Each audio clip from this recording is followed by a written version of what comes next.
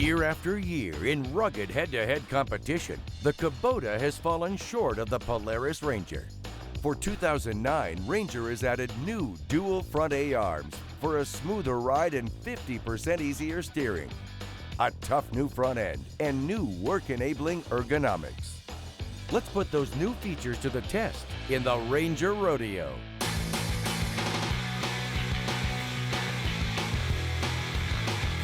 Today's off-road competitors are the Polaris Ranger 4x4 500 EFI, the base model in the new Ranger lineup, going against the Kubota RTV900. To ensure fairness, the course, vehicle setup, and tests have been monitored and validated by an independent third party. Let's get started.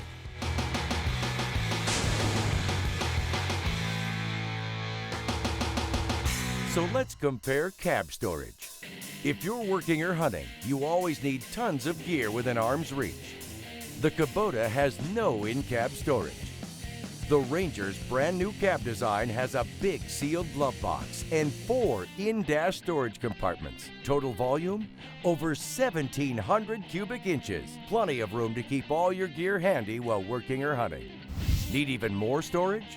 The new Ranger 700 XP and Ranger HD now feature a removable storage box under the seat. Let's compare cab space and comfort. In order to work hard, you've got to be comfortable. The Kubota seats 2, and it can be a tight fit, especially for the driver, who gets very little leg room. The Ranger has beat Kubota in the past with comfortable 3-person seating. Now the Ranger's redesigned cab space features a new seat that's recessed and angled back for car-like comfort. The new Ranger has 11% more legroom and 25% more total cab space than the Kubota. Plus, new tilt steering with the highest range of motion of any utility vehicle for easy in and out and customized comfort while driving. No matter how big or tall you are, Ranger gives you extra room to get the job done in comfort. Our next hard-working test compares top speed. The Ranger, with 50% more horsepower, quickly pulls away from the Kubota. The Kubota tops out at 25 miles per hour. The Ranger, 41 miles per hour, a clear off-road advantage.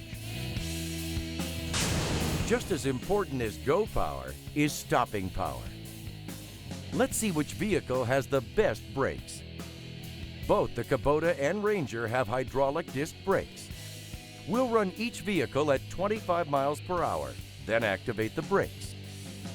To ensure fairness, we'll use an air cylinder that delivers a constant 30 pounds of force to the brake pedal. In a series of braking tests, the Ranger stopped at an average distance of 24 feet. It took the Kubota over 39 feet to stop, a full 15 feet farther than the Ranger. A hard-working vehicle must be able to get over rough terrain. This test compares 4-wheel drive traction.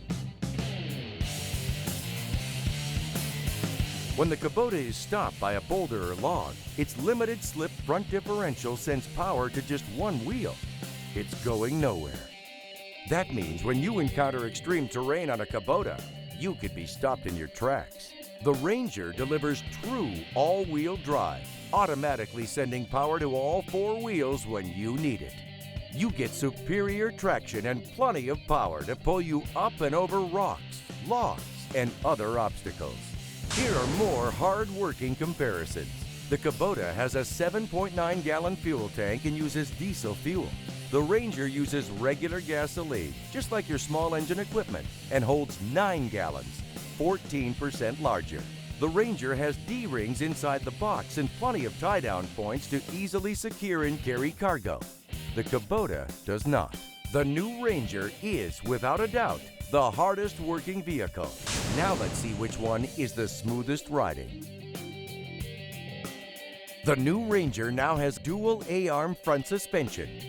It provides the operator with 2 big advantages: smoother ride and handling over rough terrain, and full adjustability for work and play. The new dual A-arms on the Ranger are fully adjustable.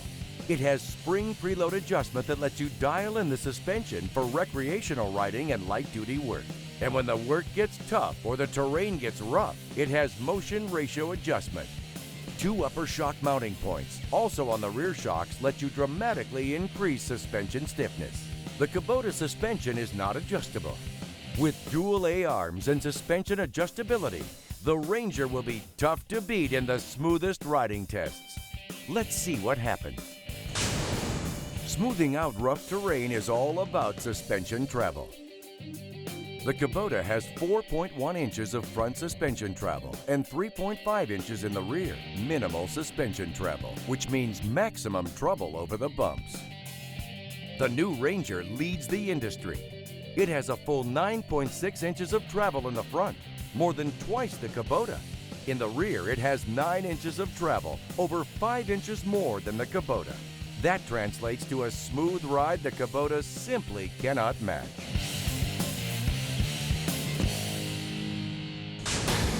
Our next smooth riding test compares ground clearance. The empty Kubota has only 8 inches to begin with. Add a driver, passenger, and 600 pounds in the box, and the Kubota loses another inch of ground clearance. With the Kubota weighing in at 700 pounds more than the Ranger, that's a whole lot of metal slamming into a rock if you don't clear it. The empty Ranger has 12 inches of ground clearance. Add the same load and the Ranger has almost 3 inches more ground clearance than the Kubota. That means less worry about slamming into rocks and stumps when you're working or riding off-road.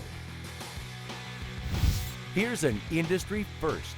The all-new Ranger HD is the first utility vehicle with self-leveling shocks, eliminating rear-end squat when carrying heavy loads.